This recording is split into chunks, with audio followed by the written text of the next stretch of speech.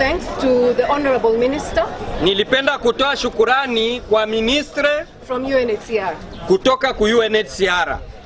Honorable Minister, let me begin by sincerely thanking you for making the time to be here today to participate in today's activities in the camp. Honorable Minister wetu, acha nianze kwa kukushukuru kwa hii siku ya leo na kwa kutuangalia mkambi.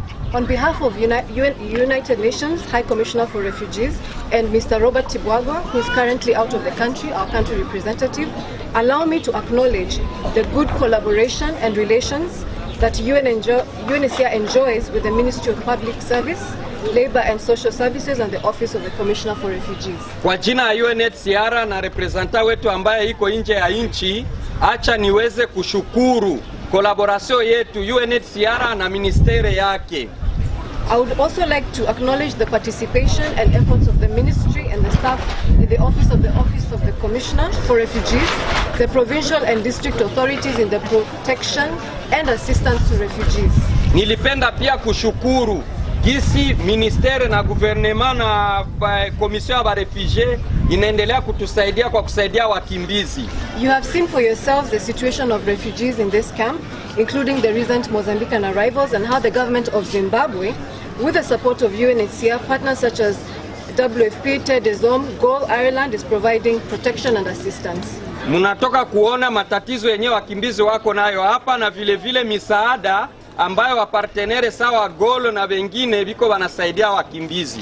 In particular, allow me to acknowledge the recent food donations by the government to refugees through the Ministry of Public Service, Labor and Social Services, including that which we have witnessed being distributed today. Acha vile vile ni shukuru misaada ya chakula ambayo guvernema ilipana kwa wakimbizi kupitia ministere yake, zaidi sana ile ambayo pia inafanyika leo. This will no doubt go a long way in providing much needed nourishment to the refugees. Hii inaonesha kwamba wataendelea kusaidia wakimbizi kwa misaada wanahitaji. Honorable Minister, it is our hope that such efforts by the government of Zimbabwe will not stop here, but will continue as we collectively pursue sustainable solutions to the challenges we face in the midst of massive budget cuts in the United Nations operations that we're witnessing this year and next year. Tunaomba hii msaada isikuwe ndio ya mwisho, tunaomba iweze kuendelea kwa sababu ya matatizo ambayo tunapata sawa vile balipunguza budget ya hii mwaka na ya mwaka kesho. The United Nations High Commissioner for Refugees is being asked to do more with less resources, and yet the needs remain the same or more. Umoja wa Mataifa inatuambia tufanye kazi ya mingi, lakini pesa tuko nayo ni kidogo, lakini inatuambia tutumike tu hivyo.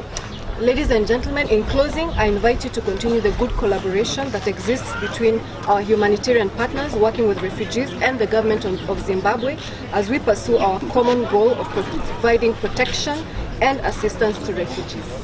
Tunawaomba wababa na wamama pamoja tusaidie wakimbizi kwa misaada mbalimbali kwa hii muda ambao tuko naangalia gisi ya kuwasaidia. I thank you. Asante sana. Tatenda.